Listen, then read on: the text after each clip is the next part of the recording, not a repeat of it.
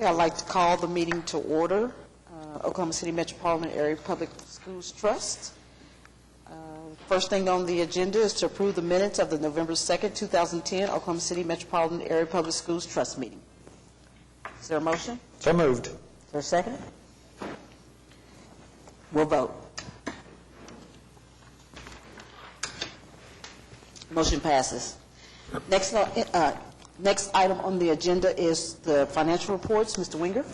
Thank you. We do have two reports for your consideration today. First is the revenue and obligation report for the period of September 2010. Trust revenue to date is $569 million. The remaining for I-89 projects is about $163 million, and the remaining for suburban is about $14 million. We also have the detailed payment report that's in your packet. It's October 8th through November the 4th. There's 98 sales tax payments exceeding $6.4 million, and there's 13 bond payments exceeding $1.2 million, also for your information. Are there any questions? I'd like to entertain a motion to approve financial reports A and B. I so move. Is there a second? Second. We'll vote. Motion passes. Next item on the agenda is to approve amended project management plan for November 2010. Mr. Winger. Thank you. This plan, as you recall, was actually approved in September, and last month we received a recommendation from the school board to reprioritize the stadium projects that were originally slated to occur nearly last. So this amendment includes the reprioritizations of the stadiums from Project Group 12 to now follow Project Group 2. We have already initiated the work on Projects Groups 1 and 2. It also corrects an error that we identified in Project Group 3 on one of the unit costs for the school, Parmalee, which has been also corrected in this plan. With that, upon your approval, we'll proceed with Project Group 12 next. You will find that the priority listing in the program has been adjusted to reflect that change, and then continue on as scheduled. Can answer any questions that you may have. Are there any questions?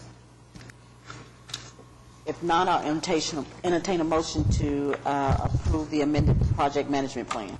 So moved. Is there a second? Second. We'll vote. Motion passes. Next item on the agenda is to approve the schematic design for Columbus at Jackson School, Project ES0067. Thank you. This is the first presentation that we have for you this afternoon. It is Columbus at Jackson. Howard & Associates is the architect, and we do have Bob Howard here to make that presentation today.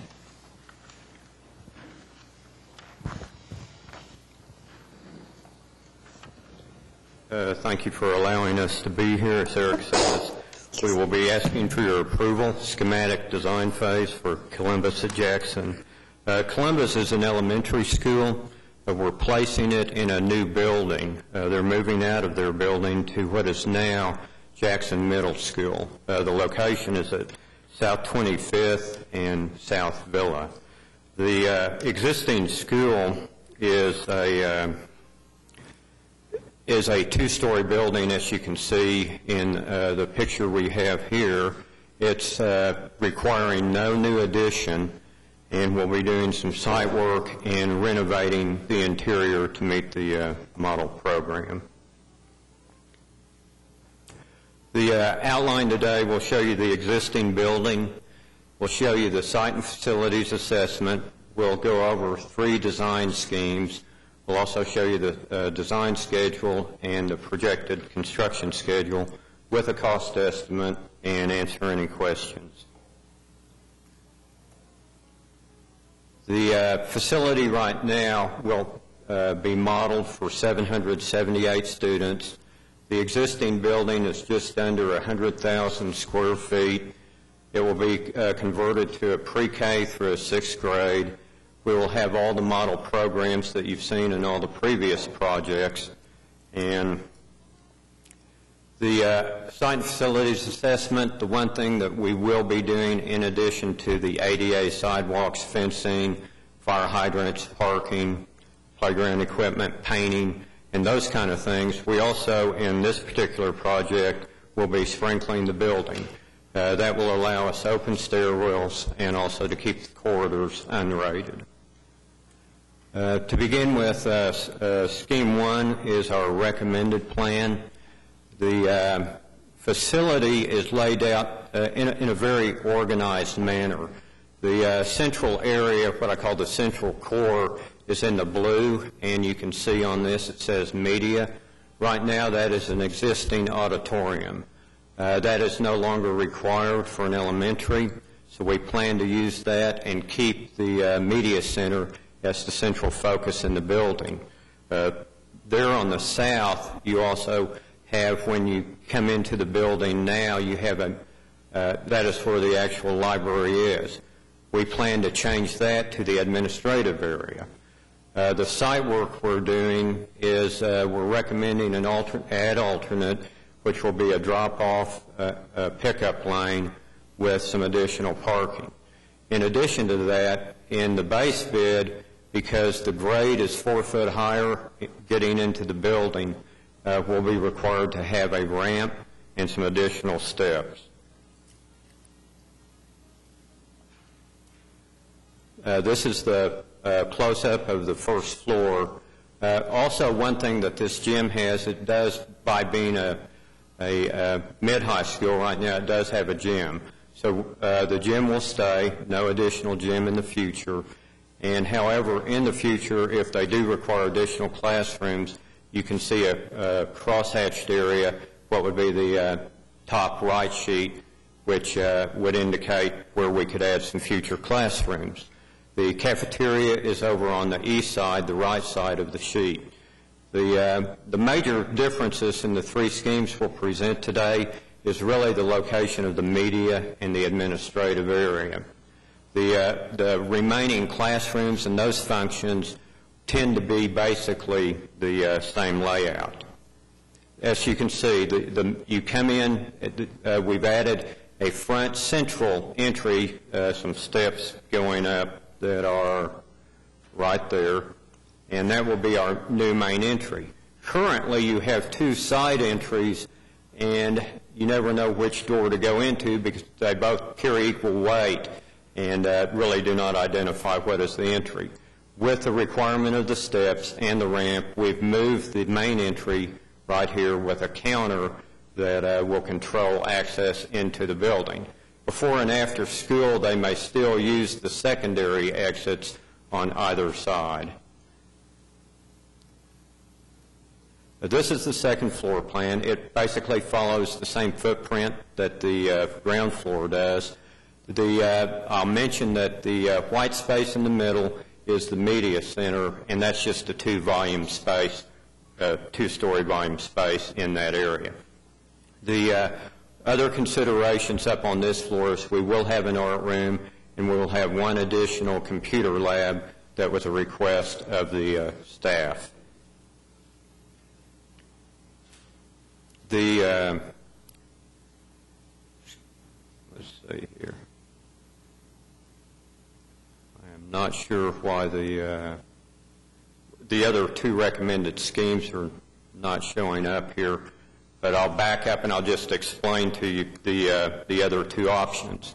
The other two options was for the cross-hatched area is to make that the media center, and then the other part would be to make the admin where we show here, but make where the media center is right here into 4 interior classrooms. We didn't like that as well because we think the kids need natural daylight, and it also displaced the media center in a far distance to the main core of the facility. In Scheme 3, the difference that we have here is that we had the administrative area in this location enlarged the media center, which pushed it back here, and you gained 4 additional classrooms in the center. Circulation-wise, that did not work as well. If we were designing a new building, the way Scheme 1 lays out is the way you would do it. You would enter the admin area, you would progress to the media center, you would have the gymnasium towards the rear, and the cafeteria would be on either side.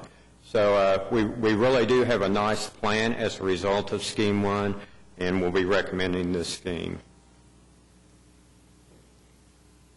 The project schedule right now is we're looking at about a 27-month schedule.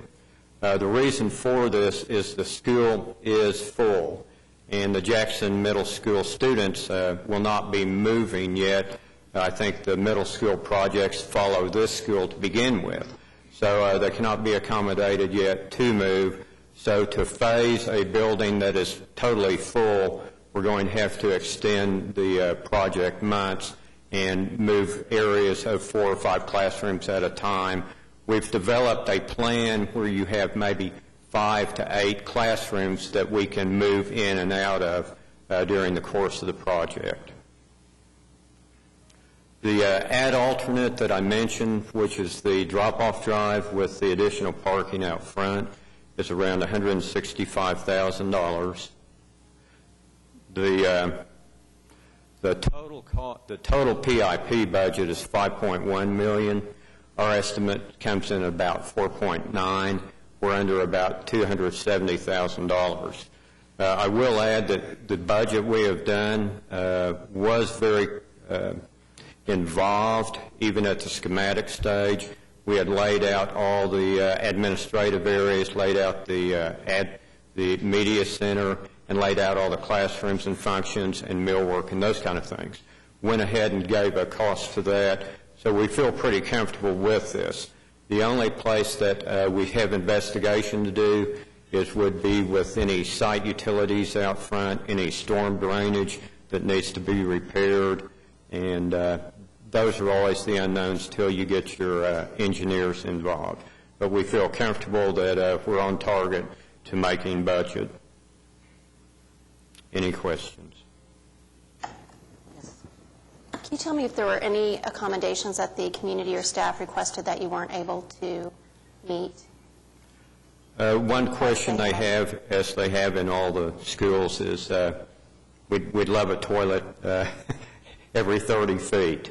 And we are investigating one area over by the cafeteria to see if we can get some toilets in there, but we still need to make sure we can meet the model requirements of space without having to do any additions. But that was it. Yes. Are there any other questions? Thank you, sir. Thank you. I'll entertain a motion. I move we accept. Is there a second? Okay, we'll vote. Motion passes. Thank you. Mr. Winger? We have item number 6, final plans and specification. Number A, or letter A, approve final plans and specifications for Oak Ridge Elementary School and authorize the secretary to advertise bids to be received December 21st, 2010, project ES0053. Thank you. This is the first of 2 final plans presentations that we plan to make to you this afternoon. This is for Oak Ridge. We do have HSC architects, Dan Skaggs, here to make that and answer any questions that you may have.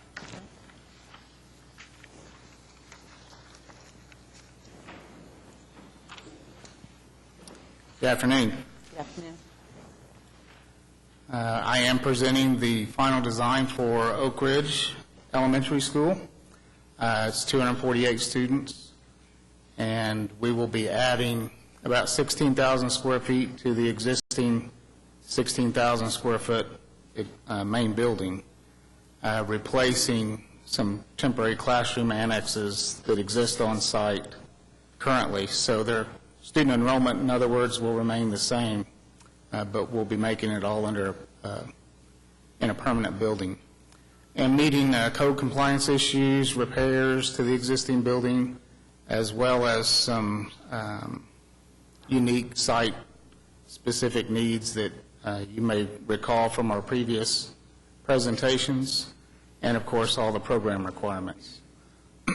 Just to refresh a little bit on the site, there is a floodplain that takes up about half of the site, so it did dictate where we located the addition, and that's why you see in orange the building addition behind the 500-year floodplain and a connector to connect to the existing building. And we've worked closely, this is in Del City's jurisdiction for plan review, so we've worked closely with their departments to make sure we're doing right by their floodplain overlay. and we are. Overall floor plan, we kind of show a quick overview of where the spaces lay out. Blue are the classrooms, the purple are the special needs classrooms and support areas.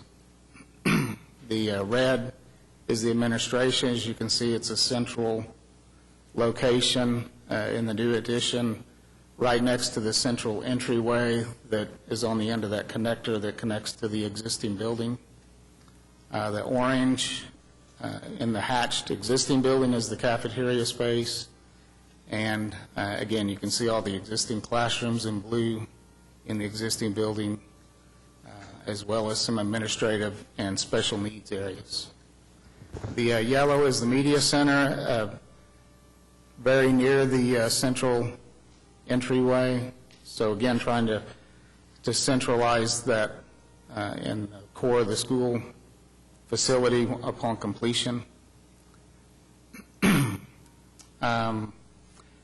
Just kind of a point of information, the addition floor elevation, because of that floodplain issue, will be nearly 3 feet or more above the existing building. I just say or more because we do step up the site.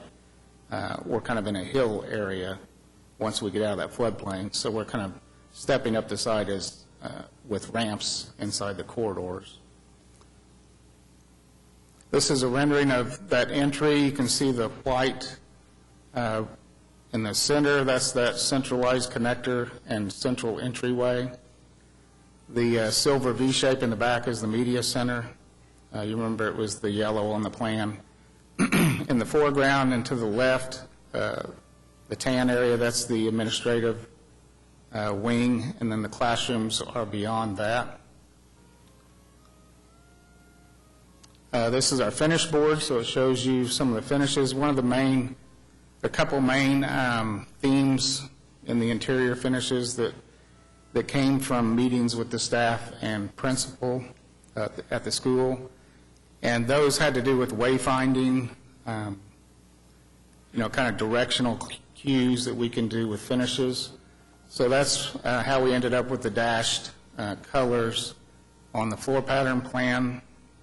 Teachers, it was kind of their idea, if they had a line on the floor that they could cue their kids up when taking them to an event by class, they thought that'd be real helpful. So it led to a creative design.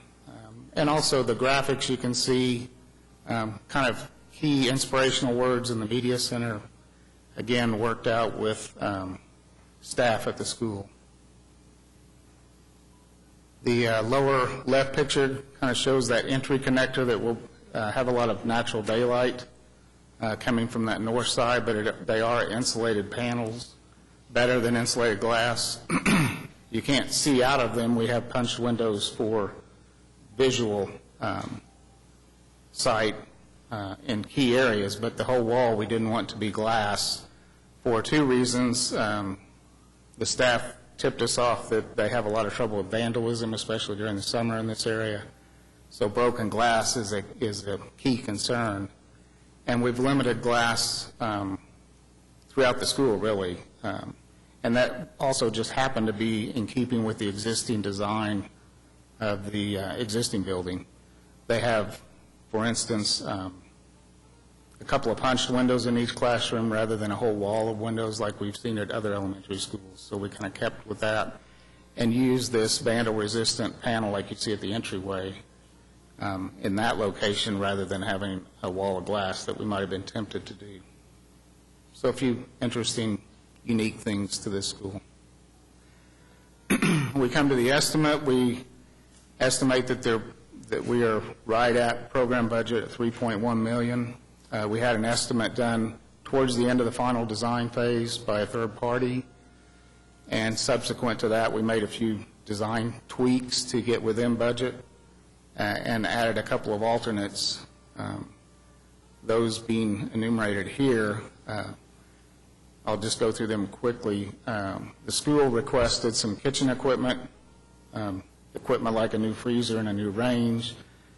Often we've seen that supplied by the district rather than with MAP's construction money. However, we put it in as an alternate in case they budget allows that, and we decided to go with taking that alternate. So that was kind of an easy alternate to do. The other two were, well, number two was some abandoned boiler equipment, which we've seen at other schools. It's always taken up space that they want to use for storage, and we'd love to give them for storage use. The roadblock to that is it's usually full of asbestos-covered equipment, and so it ups the price to abate that asbestos and get that equipment out to a point where it's not affordable. It's not an issue until you disturb it, so we listed that as an alternate to try to claim that space. Again, if we don't take that alternate, we're still meeting programs, so none of these alternates keep us from meeting the program requirements. And number three, we blocked out a section of parking lot that we're adding on in our project that's equal to 10 parking spaces. These 10 are above and beyond what code requires, so we still meet program requirements if we don't add these 10, but again, it's something that the school would like to see happen. Looking at the schedule, we have prepared bid documents, and upon successful completion of the approval process, we're ready to release those this month. And as was said already, we expect to receive, or the bid deadline to be December 21st, so that we can start construction about the first of the year and complete construction the first of 2012. And with that, I'll take any questions. Are there any questions from the trust?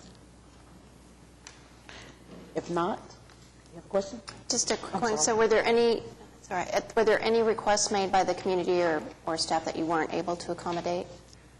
Oh, always. But nothing that was within the program. I mean, we've met the program, and they understand that.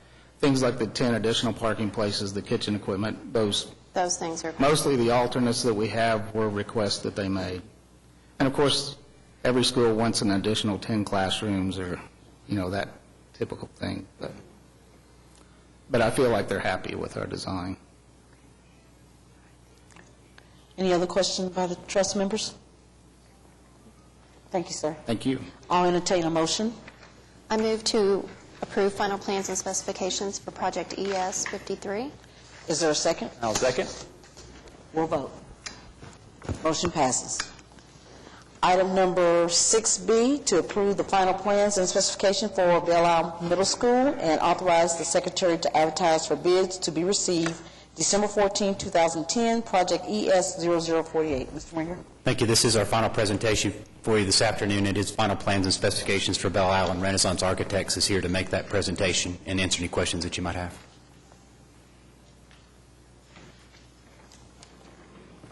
I'm Robert Grams with Renaissance.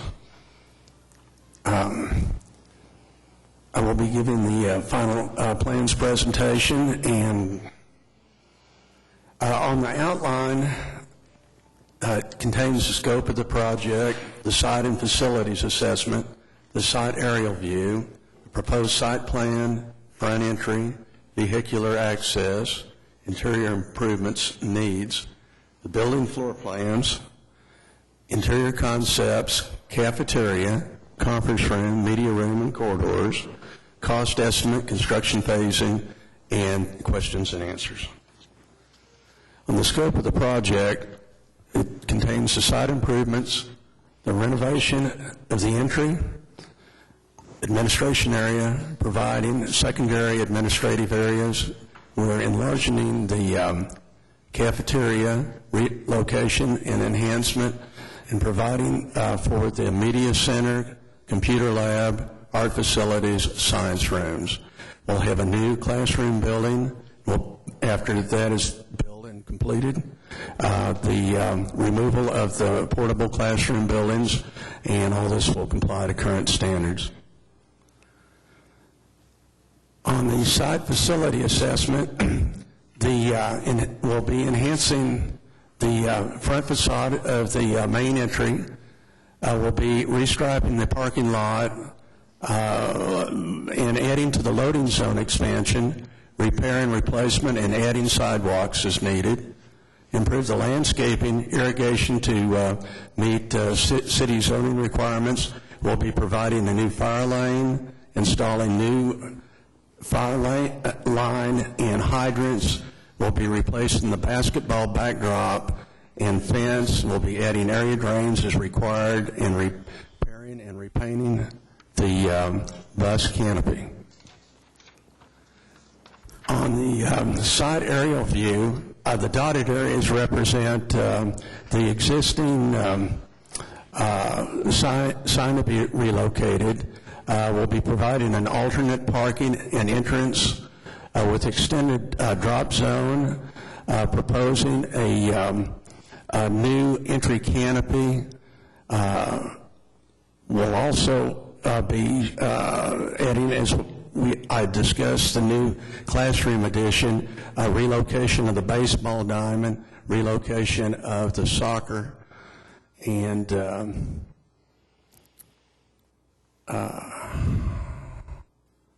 modifying the existing parking area. On the proposed site plan, it indicates, again, the new classroom building, the relocation of the soccer, the baseball diamond, the reconfiguration of the parking lot on the striping, and this is our base site plan. On the proposed site plan, at the front of the building is where we're showing that new proposed drop area and new entry enhancement. This alternate 2 is the front entry showing the new drop area and additional parking. And then this is a further perspective out showing the new entry drop and the bus canopy.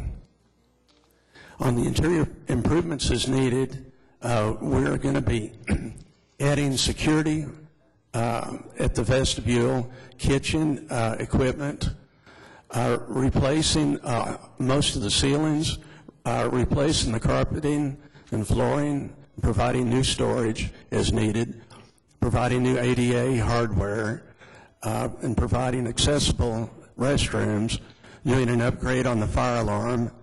The drinking fountains will be new, new painting throughout the interior, new interior and exterior doors, new marker and tag boards, emergency lighting, with new energy-efficient lighting, providing wireless clock system, upgrading the electrical outlets and electrical service, providing new AC, HVAC as needed, and repairing, replacing the existing windows, new controlled access to the building, security, and video surveillance.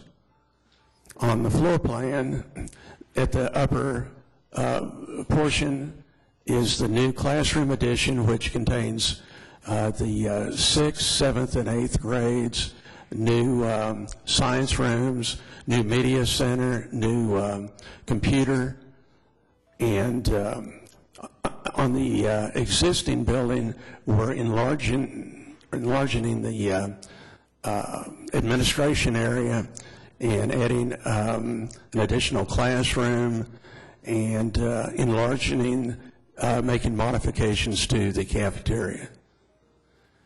On the interior concept, are perspectives of the cafeteria and the conference room, the media room, corridor perspective, and on the construction cost analysis, the program budget's for $3,708,260. The estimate is $3,718,621, and it's $10,361 over budget. The alternate 1 loading zone is $101,871. Alternate 2 is the entry canopy at $45,000. The grand total, $3,862,492. and that the estimate versus budget is $157,232 over program budget.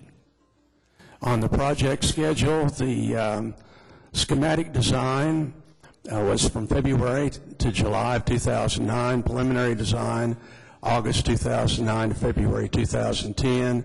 Construction documents were from March to September 2010. The bidding, approval, and contract we're estimating November and awarding contract December 2010. Construction starts at 2011 of January, and on your handout, instead of December 2011, that actual time will be in August of 2012, which is approximately 20 months, and that's due to major renovation to the existing facility. Are there any questions? Any questions from our trust members? Thank you, sir. Okay, thank you. We'll vote. Oh, I'm sorry, I entertain a motion. I will give you a motion. I'm for getting ahead the of Bell Isle myself. project. Is there a A second? second. Thank you. We'll vote. Thank you. All right, next we'll have item number 7A, purchase authorizations to authorize additional funds for the purchase and installation of network equipment and classroom phones at 16 schools from Chickasaw Telecom, Inc., increase of $41,429.95. This is project EST031. Mr. Winger? Thank you. If I may, this item and the next two that are following are very similar in regard that they're all technology funding increases at various schools. This first one is for 16 schools. The second item next in your packet is for 14, and the final one is for 11.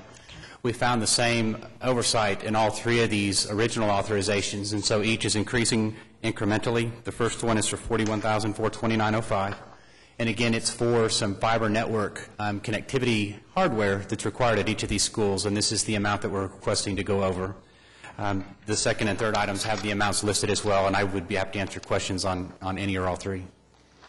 I think Mr. Winger just made it easier on us if I can entertain a motion if there's no questions on items 7A, 7B, and 7.3. If there's any questions of the trust, if not, I'll entertain a motion. I move to accept the change orders. Or purchase authorizations, pardon me. Purchase Purchase authorizations. authorization. There's a motion. Is there a second? Second. Okay. It's been moved and properly second. We'll vote. Motion passes. That brings us to item number 7D, to approve expenditure of funds for the purchase of furniture, fixtures, and equipment for Hillcrest Elementary School, not to exceed $85,000. This is project ES0043. Mr. Winger? Thank you. We are at the point of preparing to order furniture for Hillcrest, and upon our review, we found that the budget was insufficient to meet all the school's needs, and so this increases that original authorization by $29,764. Are there any questions? I'll entertain a motion. Move to So moved. approve. There's a Second. motion and a second. We'll vote. Motion passes. That brings us to item number 8A. This is to ratify issuance of and approve addendums number 1, 2, and 3, award contracts to Simplex Crindale, LP, in the amount of $240,050, and approve contract and bonds for the Early Start Fire Alarm Group 3 at 7 schools. This is project ES0075. Mr. Winger? Thank you. This is the first of the 2 early start projects that we added in just some recent months, and so the bids were received on October 26. Very good pricing. The estimate that we actually had on the project was about $900,000. Single bid was received at $240,050 from Simplex Crindale. They're an industry standard contractor, and we are recommending approval. Are there any questions? Not entertain a motion. Move to approve. There's a motion. Is there a second? Second. We'll vote. Motion passes. Item number 8B, this is to ratify the issuance of and approve addendum number 1, award contract base bid plus alternate number 4 to J.L. Walker Construction, Inc., in the amount of $3,830,000, and approve contract and bonds for Eugene Field Elementary School. This is project ES0050. Mr. Winger? Thank you. We actually originally bid this project in August, as you may recall, and it came in nearly $800,000 over the budget. We weren't able to answer all the questions, but we knew that the mechanical system at that time had probably been over-designed. This is the rebid. We did receive 7 bids on November the 2nd. It still exceeds the budget by about $427,000, but significant reductions. If you look at your bid tabulation, you'll find that the bids were very close, and so we feel that it was a good set of drawings, and we also know that we don't think there's any further savings that we're going to realize on this project. Unlike some of them that are coming in at budget at this time, the Eugene Field project is a complex project with some of the phasing. It doesn't have any new additions. It's also a school that's built into the ground. It's actually somewhat subsurface, and there's very limited site for some of the contractors' work activities. So we believe these are some things that have attributed to the increase in cost. We are recommending the alternate number 4. This alternate is insulation on some of the existing ductwork that will help mitigate future condensation that sometimes occurs inside buildings that stain ceilings, and so we are recommending that alternate, even though it's over budget, for an additional $15,000. Recommending to J.O. Walker Construction Company, and can answer any questions that you may have. Are there any questions from the trust? If not, I'll entertain a motion. So moved. There's a motion. There's a second. Second. It's moved and properly second. We'll vote. Motion passes. Next, we'll have item number 9, which are change orders. The first change order is change order number A, or item A, to approve change order number 7 for North Highland Elementary School to increase of $2,935. This is project ES0022. Thank you. The project is nearly complete, over 95% complete, expected to finish in the next month and a half or 2. Considerably ahead of schedule, was not scheduled for completion until early next summer. We believe this will be one of the final change orders as they're wrapping up work on the site. You'll find that there are some items in here that is a bus lane credit. You'll find others that are adds. Most of them are minor in comparison. Total changes to the contract will be 3.76%, and we recommend approval. Are there any questions? Entertain a motion, please. So moved. Sir, Second. We'll vote. Motion passes.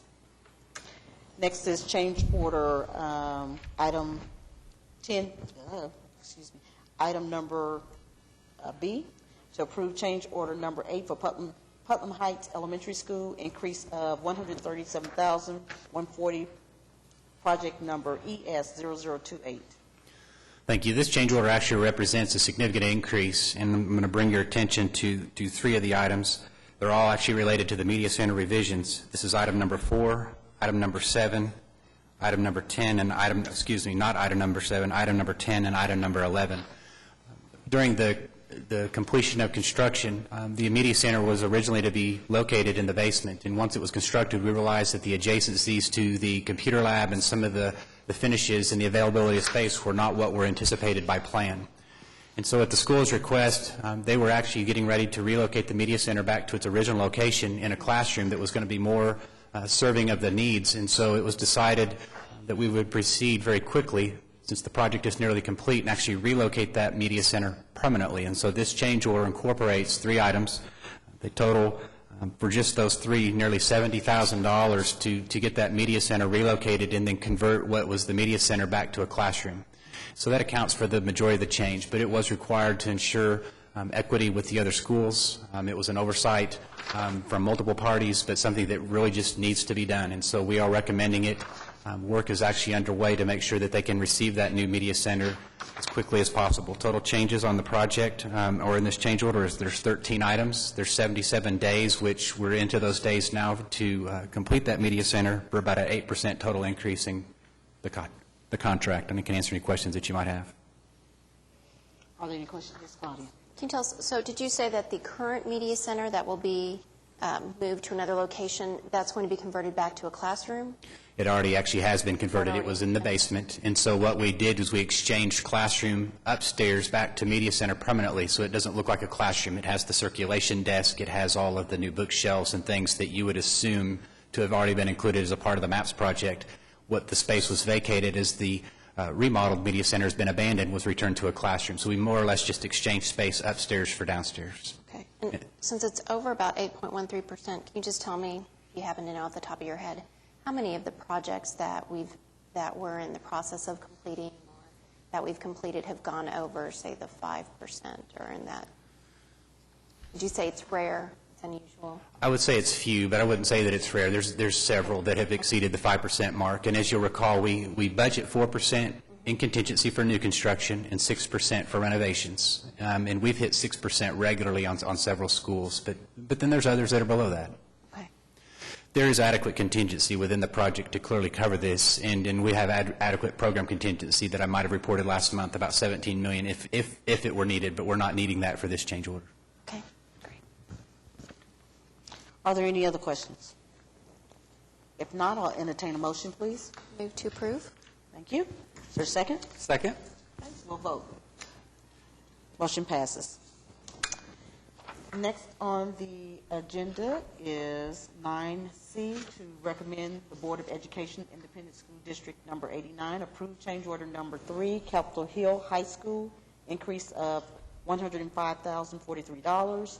This is project EB0013. Thank you. This is the third change order for Capitol Hill. We're about a third of the way through the construction process, and 2 items are most significant on the 6 that are included. Item number 1 is some network connections for some temporary classrooms that we constructed as a part of the phasing.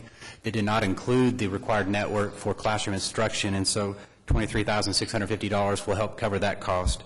The second item is significant roof repair modifications. There were some plans that anticipated some repair of some existing roof, but it was found that the conditions were different once it was uncovered, and so it's requiring a new roof at this point in that particular section for $77,050. The total is less than 1% in change total on the project, and we are recommending approval. Are there any questions? Right. Any other questions from trustees? Just want to point out that we do have some modifications we'll be making to the auditorium in the future. We did some demolition there and found some unique plaster work underneath it. We're going to bring that back for restoration. So there is a change order that's... It's going to be fairly significant. And so if I might add a little more information, as the contractor was demolishing the auditorium and making way for the new construction, they uncovered a lot of the original plaster walls that are actually in very, very good condition. I know that Mr. Mashburn and others have seen some of this, and we've got some photos that hopefully we can share soon. But it will cost somewhere between $300,000 and $500,000 to restore that auditorium. But again, if you can imagine the old historical stage setting, a lot of the iconic figures and a lot of the detailing that we just don't see in today's construction, we have the opportunity to actually bring that back to Capitol Hill as a part of the project. So we're preparing a change order that we'll bring for your approval with that item in the future. But we just want to point that out, that although the change orders are low at this point, there is a significant one that's coming. Okay, that's great. Thank you. JW, you might want to, you've been down to see it. Anything you want to add to that? I think it is pretty thorough. Okay. It is very unique. I tried to think back when I was in school there and remember some of it. Not mic'd up. You know, what we found with that is that there was a ceiling, a lay-in ceiling, a traditional ceiling that you see in a normal office-type setting that was put in, and so it's damaged a lot of the original ceiling up above, but they really didn't damage the walls and a lot of the stage surround, and so we're actually not going to try to completely open it back up, plus air conditioning has added to the building since that time, so you have all the ductwork and things that are covering that old painted ceiling. But that'll be the only part that we don't expose completely, but the rest of it we should be able to restore. Is that going to cause us a delay in the completion date as well? You know, overall for the project, it is not. It may have some delays on the completion of the auditorium work itself, but it will be minor. I was going to try to duplicate the light fixtures. You know, there's a set of plans that we're looking at, and there's a lot of things that are being proposed. Yes and no in some cases, and so the areas that are immediately adjacent to the stage that have the most detail, we're trying to put more emphasis on. The areas that are in the back of the auditorium that are a little less detailed and a little darker, we're not emphasizing quite as much, but trying to restore as much as possible. Thank you. Thank you, Mr. Couch. I don't think we entertain a motion on this one, did we? No. I move to approve. So I'll make the motion. Okay. Thank you. Is there a second? Okay, motion and a second. We'll vote. Motion passes. Thank you. Last item on this agenda for this section is item 9D, and that is to recommend that the Board of Education of Independent School District Number 89 approve change order number 1 for Johnson Elementary School, increase of $15,014.28. This is project EB0020. Thank you. Typically, as a part of our construction drawings and to assist the contractors in bidding, we identify what a building permit cost is. It's usually a large number. But in this case, the information that we received preliminary from the city of the village was different by $15,000. And so as the contractor went to pick up his permit, it was $15,000 more than we identified in the plans. And so this change order just covers the cost of the permit, the difference in cost of the permit. We are recommending approval. Any questions? If not, I'll entertain a motion, please. There's a motion. Is there a second? Second. Okay. Moving properly second, we'll vote. Motion passes. Okay, Mr. Couch, you're up. Madam Chairman, a couple of things. On the upcoming bids, there's 2 schools bidding in the next couple of weeks. Belle Isle on December 14th and Oak Ridge, we talked about this morning on December 21st. We took bids last week on Hawthorne on November 9th. There were 8 bidders on it, 2 add alternates and 3 deduct alternates. And the reason I want to point this out is our program improvement budget was $4.3 million. The AE estimate was $4.3 million. And the low bid by McNabb, which included all the add alternates, was also $4.3 million. And I think I don't think that's happened before. And the bids were very close. So we not only have 8 bidders on it, but that's a unique situation for us, to say the least. Community meetings, Spencer Elementary School, 8900 Northeast 50th Street. The schematic design community meeting is Thursday, this Thursday, the 18th at 6 o'clock. Webster Middle School, 6708 South Santa Fe. The schematic design community meeting is also next Thursday, or this Thursday, at 6 o'clock. And Arthur Elementary School at 5100 South Independence. The schematic design community meeting on that one is Monday, November 22nd at 6 o'clock. On the I-89 2007 bond issue, our first 2 groupings, remember we're going to have some groupings of those projects of gymnasiums and classrooms. We've received the proposals on those, and they're under review at this point in time and screening. And our next trust meeting will be 2 weeks from today on December 7th. Okay. Are there any questions, Mr. Couch? Thank you. In your packet, you have a program consultant update by ADG and a monthly report with also a local business utilization quarterly report. Anyone have any questions on that? Do you have anything to add? Nope. Okay. Not, are there any questions by trustees or comments by trustees, staff, or citizens? Not, meeting adjourned. Thank you.